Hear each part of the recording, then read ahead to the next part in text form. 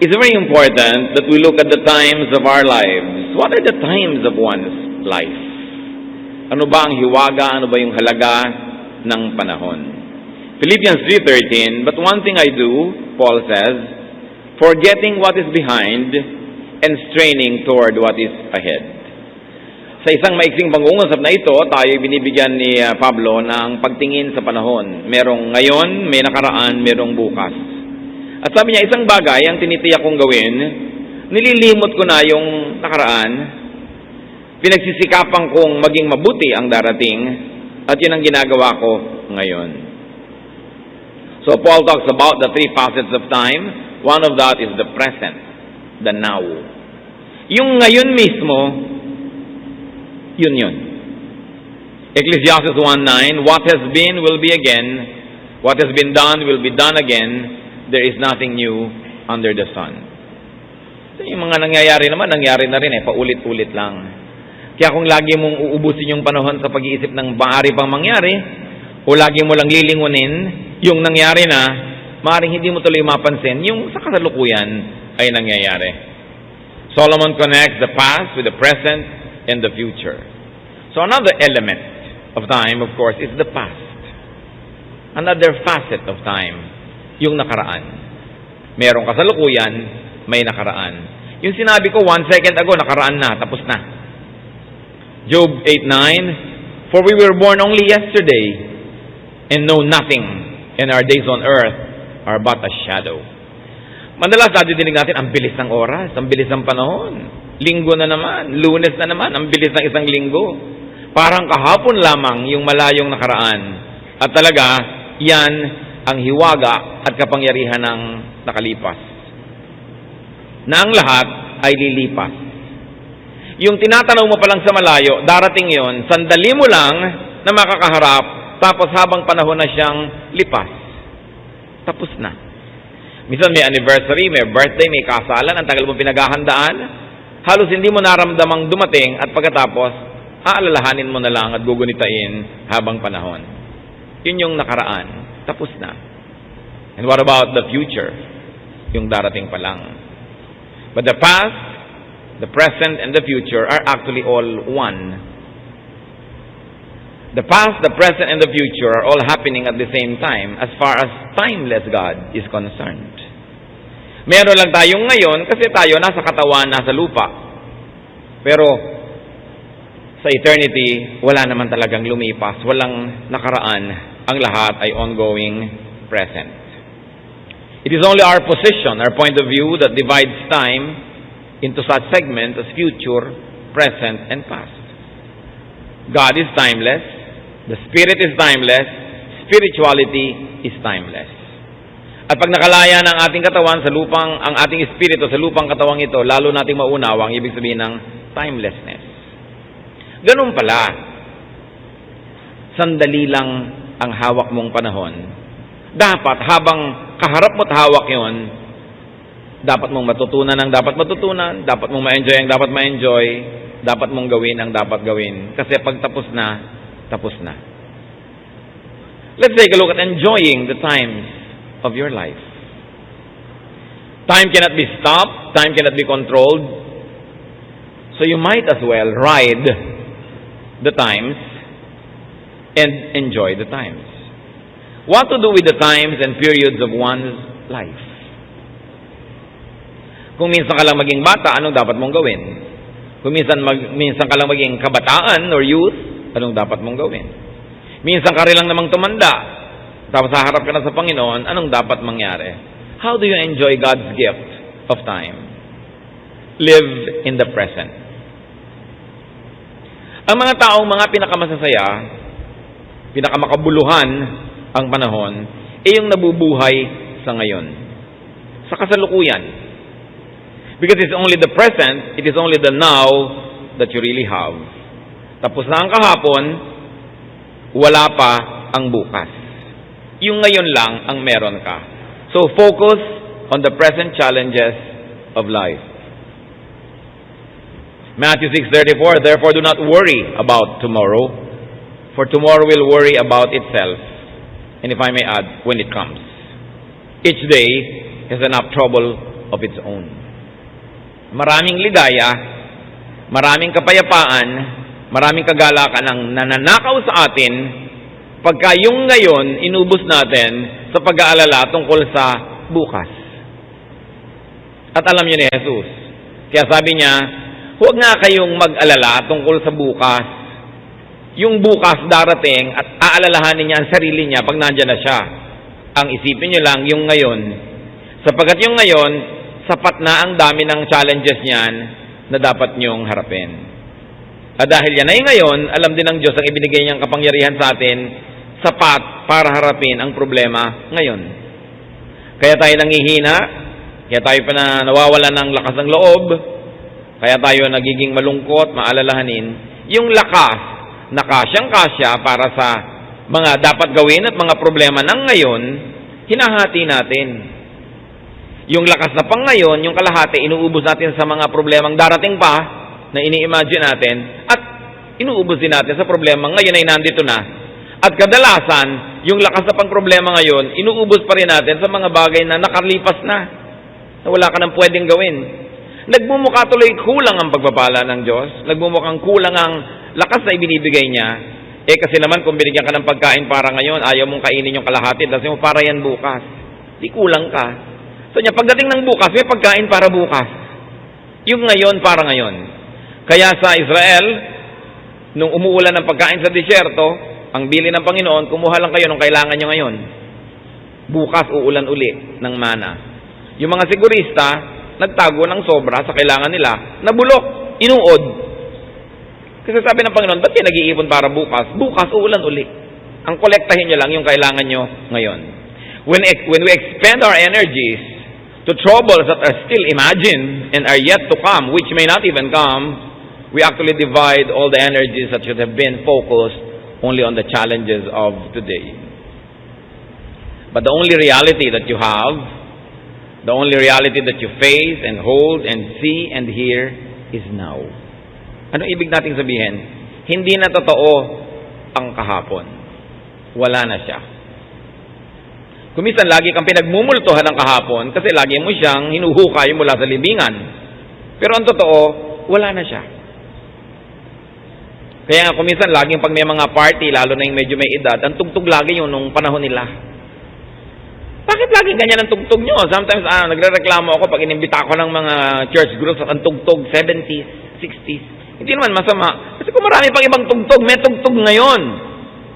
Alang sa lagay, puwera na kayo sa tugtog ngayon. Ang lagi nyo lang hahawakan yung Beatles. Ang lagi nyo lang hahawakan, Carpenters. Lagi na lang yung stylistics, yung mga nakaraan. Wala na bang nangyari sa ibang buhay nyo? Wala na kayong titingnan kundi nakaraan. Nakapako ka, sayang.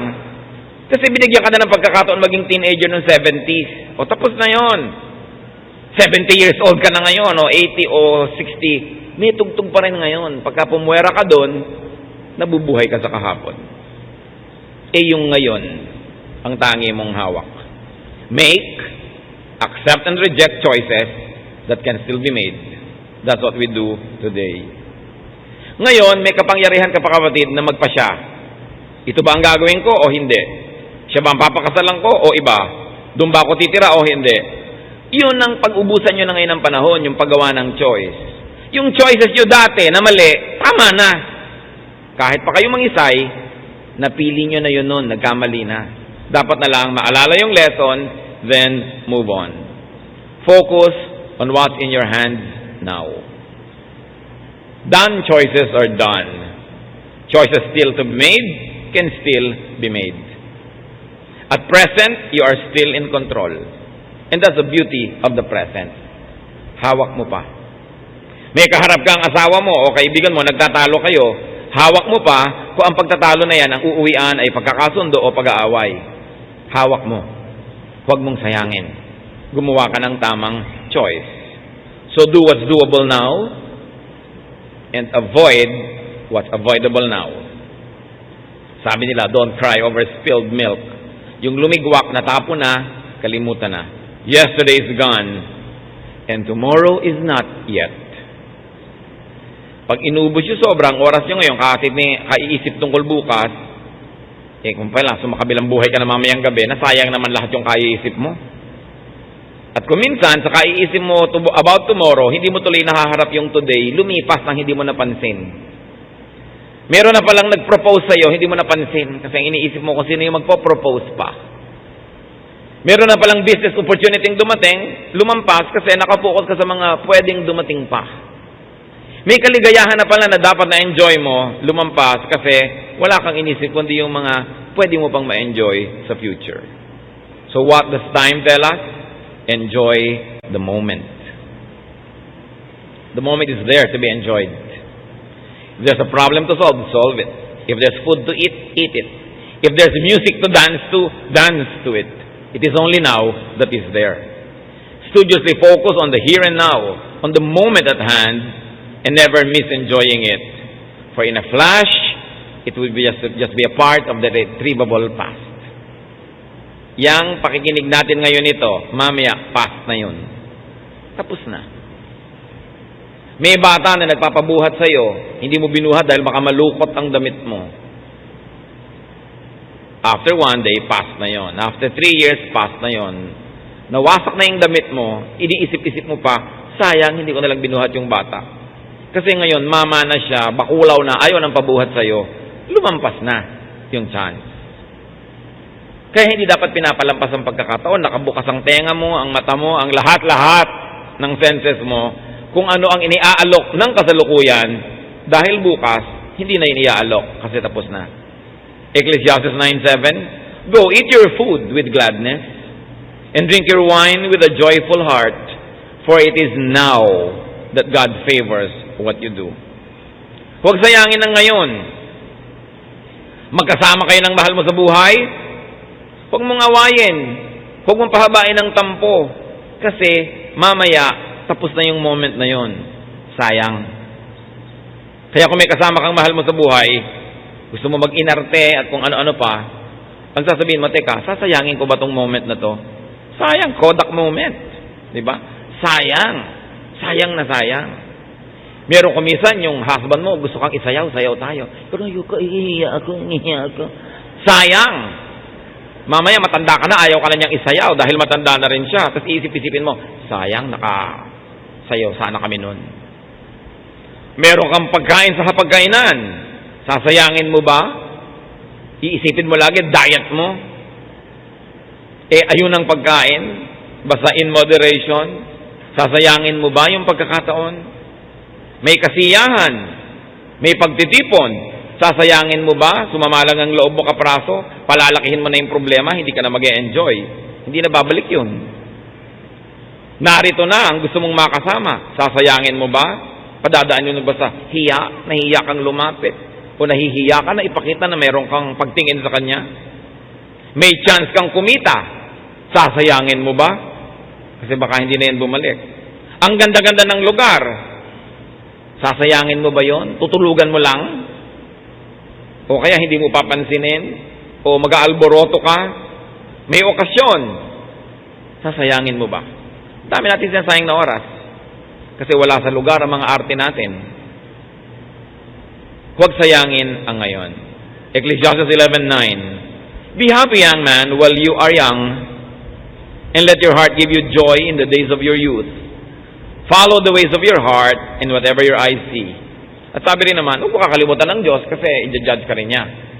Pero hindi naman yung panakot. Ibig sabihin lang, yes, do what you can, just don't forget that God will hold you to account. So habang bata ka talaga, marami kang magagawa. So gawin mo na. Kung minsan, merong mga sobrang scholars, nag-aaral ng college or high school, talagang walang inatupag kundi magka-grade na mataas. Pero hindi na nakasali sa play, hindi na nakasali sa chorus, hindi na nakasali sa cheering squad. Puro yun na lang inatupag. Hindi naman yun masama, pero hindi lang yun ang buong buhay. Hindi naman kung mo ibig sabihin, valedictorian ka o salutatorian o first honor. Hindi naman ibig sabihin, pagdating ng panahon, ikaw yung yayaman dyan. Hindi naman ibig sabihin, ikaw yung magiging may-ari ng kumpanya.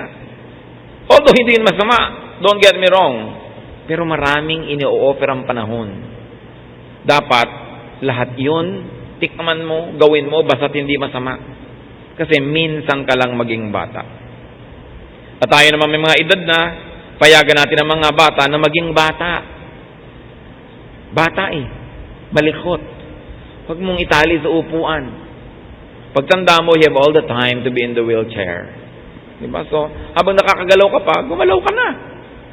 Kuminsan, makikita mo sa ibang bansa, ang dami naglalakbay, yung mga may edad na, siguro retirement money or lifetime savings, pero hindi na makaakyat ang 3 baitang ng hagdan. Kung may pagkakataon kayo, habang bata kayo, mag-tour na kayo. Iba naman siyempre, yung nakikita mo pa, kaysa, anong nakikita mo? Magandang tanawin. Kasi hindi mo na rin makita. Dumadating siyempre ang paglabo ng mata, panghina ng tuhod. Kaya may tamang oras para doon. Doon ang mananahimik, doon ang mga pagbubulay-bulay. Habang bata ka, be active. Huwag sayangin. Isaiah 22:13, let us eat and drink, you say, for tomorrow we die. May katotohanan naman. Kaya lang, hindi naman talaga ang gagawin mo, kumain ka na lang magsaya dahil mamamatay ka. Kasi dapat din, gumawa ka ng mabuti, mamunga ka bago ka mamatay. Pero alam nyo, kung walang kwenta sa inyo ang buhay, and you are destined to die, do not die ahead of time. Why? Because you have plenty of time to be dead. Ang dami nun. So huwag nyong agahan. Huwag kayong magpakamatay. Madadali lang. Kaya ang haba-haba naman ang kamatayan. So, mabuhay muna kayo habang buhay pa. Huwag sayangin ang panahon. Napakahalaga na pahalagahan yung oras. Enjoy what's available, what's attainable, what's present. Forgo what's not available. Isa pang sayang sa paggamit ng panahon, may pagkain sa hapag, hindi nang gusto mong kainin, so hindi mo yung kakainin, so sayang naman, yun ang meron. Yun ang available. Huwag mong palampasin. Yung hindi mo makamit ngayon, huwag mo na masyadong kamitin, kasi mabibigo ka lang, at kadalasan, makakalimutan mo kung ano yung nandyan naman. Hebrews 13:5, be content with what you have. Pag tinuruan mo ang sarili mo na makontento kung anong nandyan, masasaya ka. Kesa lagi ka naghahanap ng wala. Merong mga matatanda, nandyan na yung 5 anak, isa lang ang wala. Wala ang atin nyo, wala ang atin nyo. Gusto na sabihin talaga ng mga ibang anak, aalis na kami, siya lang palang hinahanap nyo. Diba? Kung sino yung nandyan, enjoyin mo. Mahirap naman talagang bumuo ng maraming tao ng sabay-sabay. So kung sino yung nandun, pag enjoyin nyo siya, enjoyin nyo rin. Sabi ni Percy Bysshe Shelley, we look before and after and pine for what is not. Ganun daw ang tao. Wala nang tinignan kundi the good old days, o the future. Ang hinahanap yung wala, malungkot tuloy. So that's what we do with the present. What do you do with the past? Selectively die to the past. Kung meron tayong dapat patayin, yung kahapon, hindi yung ngayon. Philippians 3:13-14, brothers, I do not consider myself yet to have taken hold of it, but one thing I do, forgetting what is behind. Selective ang sinabi ko, hindi naman natin kailangan mamatay sa buong nakaraan. Forget, dissolve, destroy the unbeautiful, the ugly, the destructive, the painful parts of the past. Ilibing natin kung ano yung hindi maganda, kung ano yung mahapdi, kung ano yung masakit, kung ano yung makirot na bahagi ng ating nakaraan. Die to it, let it die, bury it forever. Kaya yung mga hindi makaya ang problema sa mundo, nagkakaroon ng amnesia. Kung minsan nawawala sa sarili, tinatakasan ng bait for protection. Because the brain and life will have to protect itself from too much pain and sorrow and problem and stress. So kung minsan, nawawalan ka na ng bait. Kasi mas mainam pa daw na baliw ka, na buhay, kesa sa ang tinutinu mo tapos namamatay ka sa hapdi at sakit. Kaya hindi ba, pag ooperahan kayo, pinapatulog kayo, parang momentary death of the body, para hindi nyo maramdaman ang kirot at sakit ng mangyayari. Amnesia is for protection and healing and happiness for those people that have been pushed over the edge.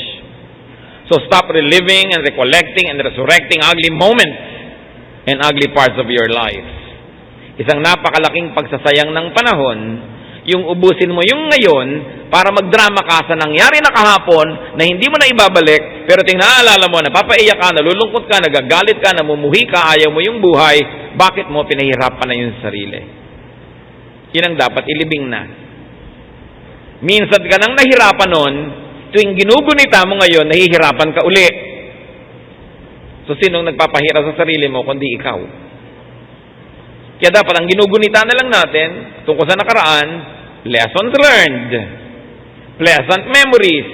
Pero huwag mo nang alalahanin, ilibing mo na hindi ka napag-aral ng tatay mo, inapi ka ng stepmother mo noon, kinurot-kurot ka ng tita mo nung maliit ka pa, lagi ka nalang taga-sibak ng kahoy, taga-igib, taga-laba, taga-plancha, inalila ka ng lahat. O pwedeng totoo, pero anong mapapala mo na laging gunitain yun? Para ka magalit, para ka lumungkot. Samantalang kahit man maraming hirap ang nakaraan natin, marami ring ganda at saya. Piliin mo na lang yun at yun na lang gunitain mo kung gusto mong magdramang bukid. Sasaya ka. Any memory that makes you frown or cry or cringe, you must forget forever. Ang Panginoong Diyos, ganon din ang paraan. Isaiah 65:17, Behold, I will create new heavens and a new earth. The former things will not be remembered, nor will they come to mind. Yan daw ang talagang final salvation of the people of God. Ililikha tayo ng bagong lupa, bagong langit, bagong syudad. A new Jerusalem, a new earth. Bakit? Nawasak na yung earth natin, pinapangit na natin ang konsepto ng relasyon natin sa Diyos. Kaya ang sabi ni Lord, you must be born again. How can you be born again? First, you must die. Because if you don't die, you cannot be born again. So you die to your old self, you die to your sins, you die to your past. Kaya ang sabi ng 2 Corinthians 5:17, if anyone is in Christ, he is a new creation. Sabi, sobrang pangit na yung nakaraan, hindi na pwedeng repair. Hindi na pwedeng tagpi-tagpi. Limutin natin, tunawin natin, durugin natin, ilibing natin, at babangon kang muli isang bagong tao. At yun ang napakagandang pag-asa sa pamamagitan ng ating Panginoong Hesus. Lahat ng pangit, lahat ng mahirap, lahat ng masakit, lahat ng kasalanan at marumi na naging bahagi na ng ating pagkatao, pwedeng linisin pag nanalig ka kay Hesus. Yun ang sinisimbolize ng baptism. That when you are immersed in water, para kang inilibing, and when you rise, you are a new creation. Pero maraming Kristiyano, nabubuhay pa rin sa nakaraan kasi inaalala pa nila. O kaya binabalikan. Sinabi na nga sa Bible, the dog returns to its own vomit. Naisuka mo na, kakainin mo na naman. Di ba ganun ang ginagawa ng mga aso minsan? So sa buhay natin, tinakwil na natin ito, tinalikuran na natin, ano't binabalikan? So bumabalik yung sumpa, bumabalik yung problema. Revelation 21:4, He will wipe every tear from their eyes. There will be no more death or mourning or crying or pain, for the old order of things has passed away. Pagdating daw nung panahon na tayong lahat ay kapiling na ng Diyos, papahirin niya ang luha mula sa ating mga mata, wala ng kamatayan o pagluluksa, pagluha o mga sakit, sapagkat iibahin na lahat ng Diyos. So yung sinasabi nating, bury your past, kalimutan mo yun, hindi in escapism. It's God's way. Kailangan nating pakinabangan yung pamamaraan na yun ng Diyos. May dati kang galit, ilibing mo na yan. Tama na. Alam nga naman yung may family reunion, nakikita mo yung kapatid mo, maaalala mo lagi na tuwing kasalan siya ang maid of honor at ikaw yung maid of horror. Sige, alalahanin mo, pero sasaya ka ba? Maaalala mo lagi na siya lagi yung sponsor ng mga ROTC. Kasi kayo yung tagadala ng payong dahil baka umulan, mabasa siya. Yung mga inggitan ng mga magkakapatid nung araw, kung minsan dala-dala yan hanggang pagtanda. Kaya maraming away ang sumasabog pag may family reunion. Kasi biglang yung lahat ng galit na tinimpi ng ketagal-tagal, nagkakasama kayo in one single time and space. What will happen? It will become ugly. Kaya ang sabi ni Lord, forget. Forgive. Hindi para tayo ipatalo o ipakawawa. Kasi alam ng Diyos, yun lang ang tanging paraan para makagraduate ka sa mga hirap ng nakaraan. Magpatawad ka na, lumimot ka na, dahil may ngayon pa. May bukas pa. Ngayon, kung yung ngayon at bukas, uubusin mo, kakadrama, tungkol kahapon, humahaba ang epekto sa iyo nung kahapon. To the point that the pains of yesterday will become the pain of now and the pain of tomorrow, talo ka. God's cure for the wounds of the past, erase, sabi niya, delete, create your new realities. So stay grounded on and rooted in the beautiful, the pleasant and the good parts of the past. Philippians 4:8, whatever is true, noble, right, pure, lovely, admirable, if anything is excellent or praiseworthy, think about such things. So pag naaalala mo na naman na naapi ka nung araw sa school kasi wala kang damit, wala kang bag, alalahanin mo yung Philippians 4:8, noble ba yan, pure, praiseworthy, excellent? Hindi, pwes, huwag yan na isipin mo. Think about nice things. Mga kapatid, kung ano ang iniisip nyo, yun ang magiging realidad nyo. Sabi nila, it's all in the mind. Ang laki ng katotohanan nun. Hawak mo ang kamay ng asawa mo, nag-e-enjoy kayo sa isang magandang biyahe, isipin mo na bigla siyang kinakain ng isang maligno. At unti-unti siyang nawawala sa hawak mo, inaagaw siya ng mga demonyo. Hindi ba kahit hawak na hawak mo siya nandun, kakabahan ka, matatakot ka? Kasi nasa isip mo eh. Secure na secure ka sa bahay nyo, pero iniisip nyo, baka bukas mag-tsunami, lububog kayo, baka lumindol, gumuho ka, kung ano-ano. Pero andun ka, hindi yun nangyayari. Pero kakabahan ka rin. Natatakot ka. Wala yung asawa mo, nasa malayo, iniisip mo, nasa kandungan ng iba. May kasiping na 5. Kahit ang totoo, nandun siya, iniisip ka't nakatingin sa litrato mo, mag-iinit ang tenga mo, tatay pang dibdib mo, kakabahan ka. Kasi ang realidad, hindi yung tunay na nangyayari. Ang realidad, yung nasa loob ng isip mo. Kaya ang tunay na taong nagdidisiplina sa sarili, dinidisiplina ang isip. O ayan, nag-iisip ka na naman ng kamatayan, tigilan ng pag-iisip dyan. O ayan, iniisip mo na naman, mauubos ang tubig sa mundo. Ang solusyon mo, may mag-rate sa Canada kasi maraming lake. Hindi ka naman magka-visa. So, problema ka. Problema ng Diyos kung paano papaulanin, kung paano. Problema niya kasi hindi mo naman kaya eh. Kaya ang sabi sa Romans, be changed by the renewing of your mind. Be transformed by the renewing of the way you think. Pag lagi kang nagsususpecha sa kapwa, wala kang katahimikan. Pag lagi kang nag-iisip ng problema, naguguluhan ka. Ano ang realidad mo ngayon? Ngayon mismo, may kinakain ka, may iniinom ka, yun ang enjoyin mo. Tutunan mo na pasalamatan ng Diyos doon at piliin mo kung saan ipofocus ang iyong isip. Kasi kung saan nakafocus ang iyong isip, dinadala yung buong pagkatao mo. It's all in the mind. It's not completely true, but there's a lot of truth in it. So you create your reality. Kaya di ba ang tinasabi ng iba, pagka magulo, ang ingay-ingay, pumikit ka, isipin mong nasa isa kang tahimik na pulo. Halos marinig mo ang lawis-wis ng kawayan at halos maramdaman mo sa iyong paa yung mga alon. Kasi nasa isip mo eh. Dinidisiplina ang isip. John 12:24, I tell you the truth, unless a kernel of wheat falls to the ground and dies, it remains only a single seed. But if it dies, it produces many seeds. Kailangan meron tayong hayaang mamatay at malibing para magkaroon ng bagong buhay. At yun, ng mga masasamang alaala, kailangang ilibing yan, magkakaroon ka ng bagong pag-iisip, bagong buhay. Let the pains of the past die. Forgive, forget, and move on. Dahil may present ka pa, at kung loloobin ng Panginoon, may future. Hindi pwedeng ipangutang ang future. Hindi mo pwedeng sabihin, bigyan mo ko ng pera ngayon, magpapaalipin ako sa iyo bukas. Kung mamatay ka ngayon, paano ako sisingil? Di ba? Hindi natin hawak yung bukas. Hindi yan pwedeng gamitin. Ang pwede mo lang gamitin yung ngayon. But of course, you prepare for the future. Isa yan sa pagtingin. You live in the present, you die to the past, and you prepare for the future. Laging merong ipinapanganak, may tumatanda at may namamatay any moment. Ganun talaga yung buhay. Kahit sa sarili mo ngayon, nabuhay ka ng matagal, kung may tumira sa yung bulate, batang-bata pa yung bulate, pero kung ilang linggo lang, tatanda na yun, mamamatay na uli yun, ikaw buhay pa. May buhok ka na nalalagas, may tumutubo, mayroong kalagitnaan. At any moment, something is dying, something's being born, and something is growing, developing in you, in your life, around you. Kaya sa ating mga community, may pinapanganak na bata, may tumatanda na tao, at may namamatay sa kabilang bahay. It's part of life.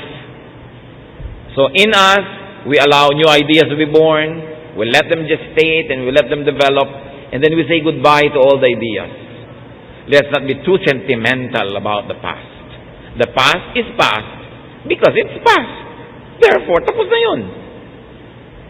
Plant seeds and seedlings, invest, save, and plan for the future while you are enjoying the present.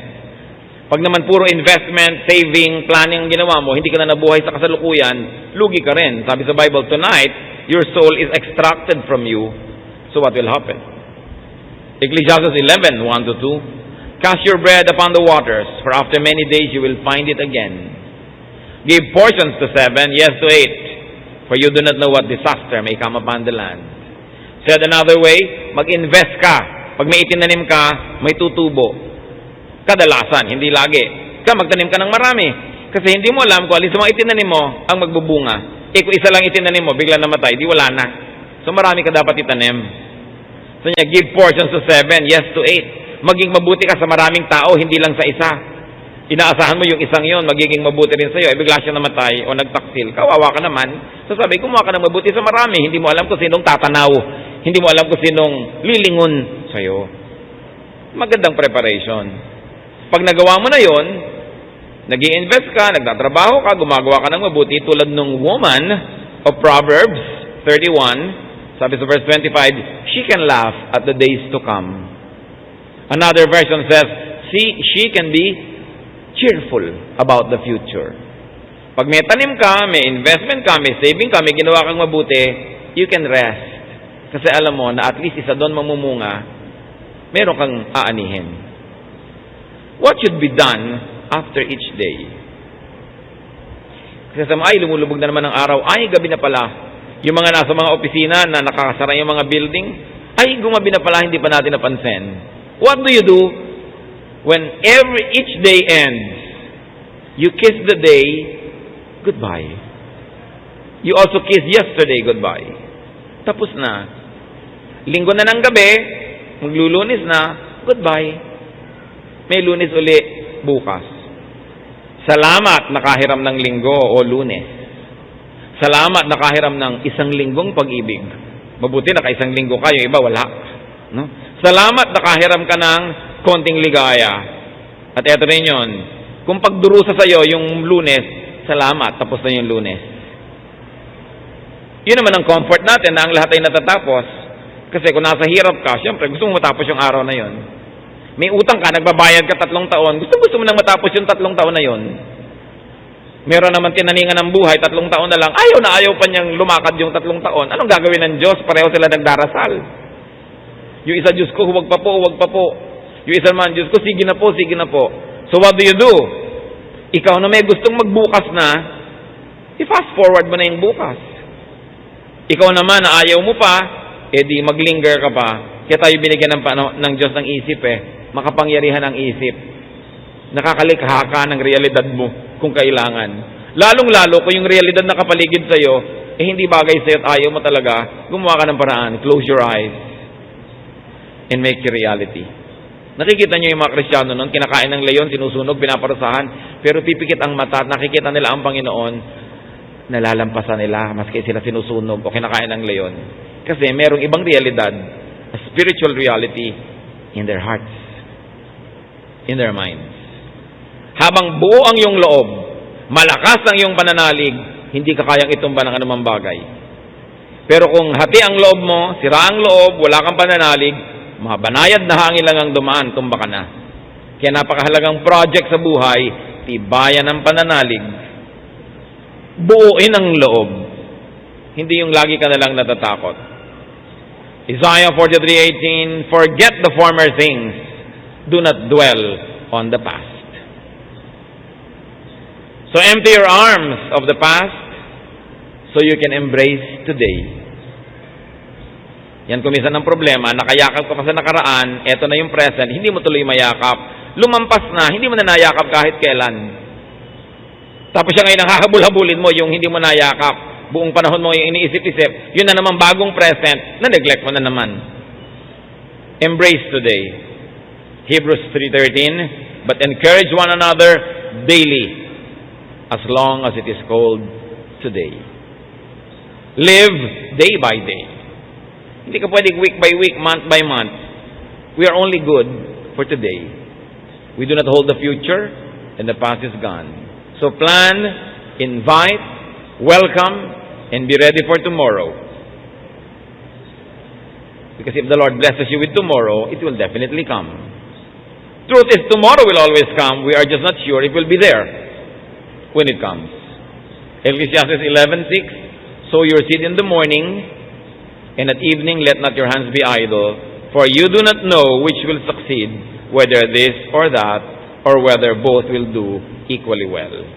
In other words, don't put all of your eggs in one basket. Kailangan may konti ka dito, may konti ka ron. Hindi mo alam kung alin ang pagpapalain at kakasihan ng magbuting kapalaran. At pinapayo ko sa mga kapatid natin mga may business, lalo't sobrang nagkiklik yung business nila, kasi ko, huwag kayong matukso na lahat ng kinita nyo, i-reinvest nyo at i-roll nyo ng i-roll, i-reinvest nyo ng i-reinvest dahil kumikita. Dahil paano kung biglang dumating yung oras na iba ang trend, o kumikita yung zipper, ngayon, ang laki ng kita, so lahat ng kinita mo, ipinagpagawa mo pa ng more and more makina and pabrika ng zipper, biglang nauso yung Velcro, aanin mo isang katerbang zipper sa buhay mo. Hindi inabutan ka ng aanin kung ito ngayon. Maraming ganon, yung sobrang nasisilaw sa kinikita ng negosyo, yung kinita na ilalagay pa uli doon. Hindi malang magtabi ng iba. Pag tuloy bumagsak yun, dala lahat. Sabi ko, pagka kayo ay kinakasihan ng grasya sa isang uri ng negosyo, magtabi kayo na kahit malugi ito o magsara, hindi na kayang bawiin ang kapalaran kasi naibukod yun na Don't put all of your eggs in one basket. You'll never know.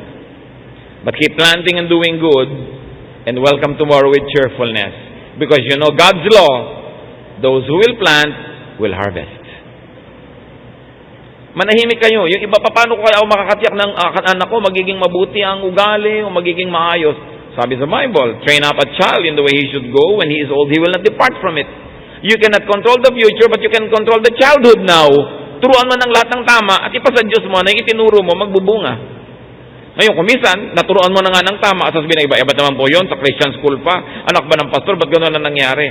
Aba, kung hindi pa nag-Christian school yun at hindi pa lumaki sa turo ng Diyos, baka lalong malala ang nangyari. So, pasalamat ka, yun na lang ang nangyari sa kanya. Dahil siguradong tumalab sa kanya yung natutunan niya, dahil sabi sa Biblia yun. Kung hindi siya naturuan, masahol pa doon. Be cheerful about the future. Mga kapatid, don't waste time. Don't waste 1 second. Bakit mahalaga ang 1 second? Imagine ninyo, what you have is really just 1 second.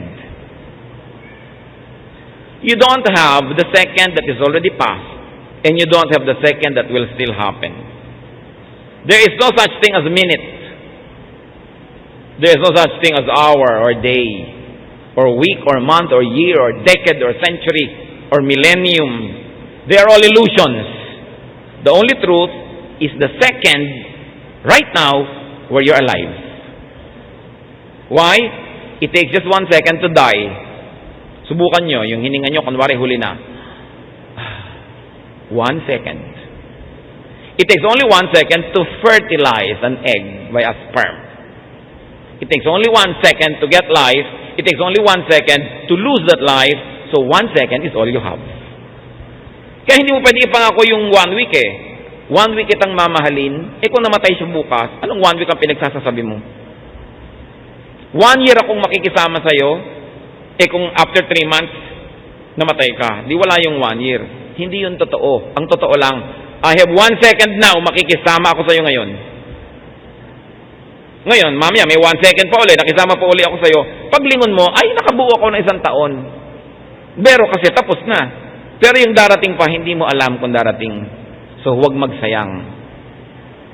Makati ang likod ng misis mo, kamutin mo na ngayon. Di ba?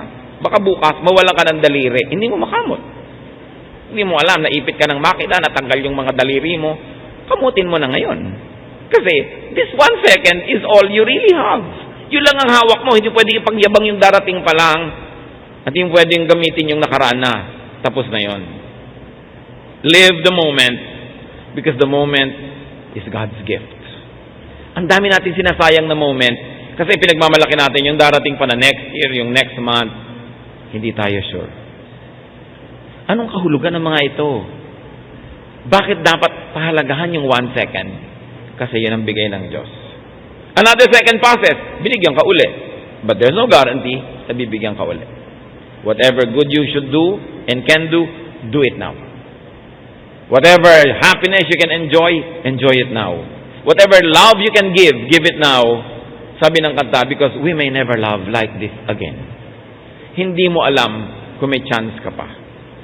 Pahalagahan ng panahon. Do not kill time. You cannot kill time without hurting your eternity. Ama namin sa langit, ano nga ba ang kahulugan nito sa amin na pahalagahan ng panahon? Huwag magsayang. Huwag mabuhay sa multo ng nakaraan at huwag mabuhay sa kinakatakutang pwedeng dumating. Teach us, Lord, the meaning of the now. Punong-puno sa Biblia ng mga ganitong katuruan. Salamat, Panginoon. Ipaunawa nyo para mula ngayon, wala kaming sayangin. Kung oras ng tulog, itulog. Oras ng pagtatrabaho, ipagtrabaho. Oras ng pahinga, ipahinga. Para yung buong regalo mo sa amin na panahon, sa tamang panahon, harapin namin, gawin ang dapat gawin. Magbulay-bulay tayo mga kapatid, lalo yung mga mahilig mag-ubos ng oras sa mga tapos na. Mahilig mag-ubos ng oras sa ini-imagine na hindi naman totoo. Palayain natin ang ating sarili, buksan ang mata sa kagandahan ng oras na hawak natin ngayon